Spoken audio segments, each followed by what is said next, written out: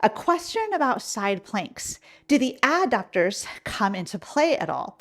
Often I hear the cue to squeeze the inner thighs together.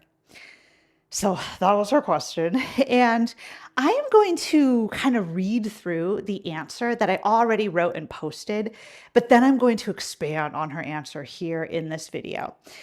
So let's take a look at this. Do the adductors work, the inner thigh muscles, do they work inside a plank?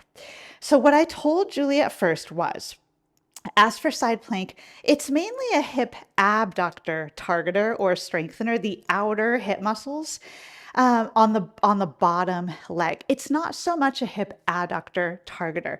The hip adductors do come into play a bit, and I'm going to talk about that in a second. But before I get to that, let's just review how side plank, the main work that's happening when it comes to the hips, is actually the lateral hip, the outer hip, and not the inner thigh muscles or the inner hip. So here's our pose in question. What would happen if the work I was doing here, if it stopped? Well, this would happen. Gravity would draw me down toward the floor, and I'd end up in this position here. And then what do I need to do to get back up into side plank? I have to lift my hips back up and then lift my arm and find the position here. So your movement eyes might be able to see, if we're kind of honing in on the hip here, there is more involved in side plank than just the hip muscles. We have the lateral side core, the obliques here are working, and also the shoulder abductor muscles that abduct the shoulder on the bottom arm. All of that is also working, but we're just kind of focusing on the hip in this question. So maybe your movement eyes can see that in this bottom position, I'm in a position of hip adduction. Hip adduction is when the thigh crosses the midline relative to the pelvis. So relative to like my hip here, I'm in hip adduction. And in order to get up into side plank, I have to actively abduct my hip or adduct the thigh. The thigh has to move out laterally away from midline in order to get me into the pose. And that hip, that active hip abduction is happening via the hip abductor muscles, the lateral hip muscles. And not to be too confusing, but I abduct the hip to get to side plank, and then I end up in a neutral hip position. So in side plank, I'm not in adduction or abduction in the hip. I'm basically in neutral. But if we're talking, but that's joint position. Remember, joint position and biomechanics are different. If we're talking about the actual work happening, which muscles are doing the work, it's the hip abductor muscles. It's a hip abduction force to hold me here, even though I'm in a position of a neutral hip. Just to point out, the main hip muscles working in side plank are the hip abductors, but I did say that the hip adductors can also play a role in side plank. So here's the deal with that. I said, the main muscles are the outer hip on the bottom hip to lift us up. But also in this pose, when the legs are stacked like this, the hip adductor muscles on the top leg, so not the bottom leg, but the top leg, they actually might work a little bit. It's not a lot, it's not enough to make side plank an actual hip adductor targeter. Like we wouldn't think of side plank as actually targeting or maybe even strengthening the inner thighs, but it's a bit of work that happens, that may happen, which is that the hip adductors on the top leg, they kind of press down, like they hug down in order to help lift us up. So they're doing this, pressing down, to also help in this equation.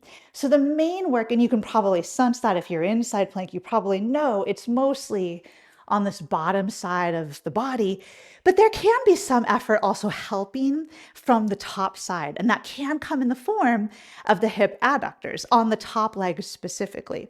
That's why, the main reason why in the side plank video, I talked about one progression.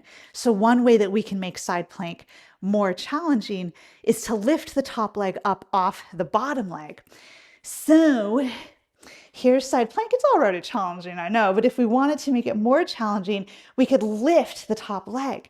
And the reason that this makes it, or the main reason this makes it more challenging, is that now that this leg is lifted, these adductors on this leg are no longer helping out to help keep us up as this leg pushes down like that.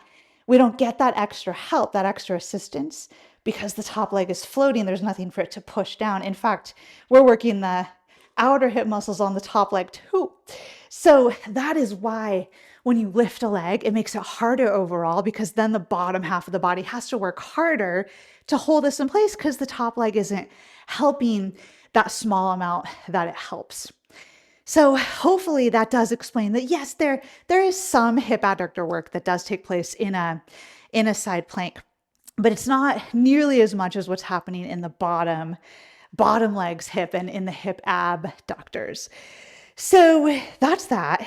But then I just wanted to expand on that because, so remember Julie had asked in her question, she said she hears the cue to squeeze the inner thighs together in side plank. And that's a really interesting thing to bring up because we're talking about like the adductors and whether they're working and what's up with the cue to like squeeze the inner thighs together.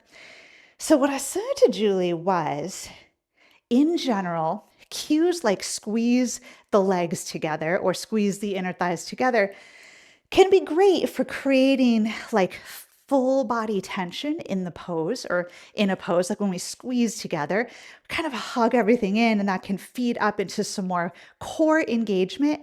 And that hugging in just creates more full body tension or more full body connection or integration. And that can be great depending on what we're after in a pose.